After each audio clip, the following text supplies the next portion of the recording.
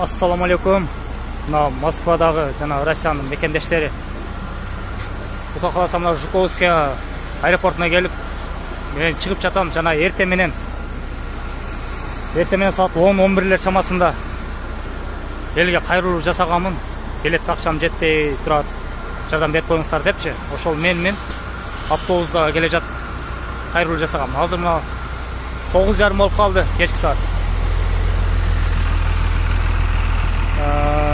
25 март бүгүн, 25 март суббота күн. Ар бир группанын админдерине, уярмандарына калыс, бардыгына калыс рахмат, ыраазычылыгымды билдирем. Не деп коет, жанагы картаны, Сбер картаны жабылды кылыңыздар, группалардан токтотуңуздар, ушуну жөнөтүп коюңуздар ар кайсы группаларгачы.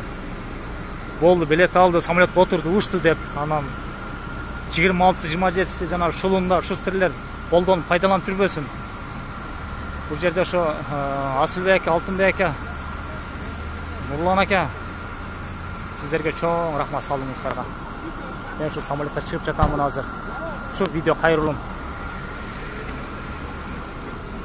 25 мартта кайрылуу жасадым. Кайта эле 25 март кечки саат 9-да уже Атмина жабылды, группаларга таркатып коюңуздар.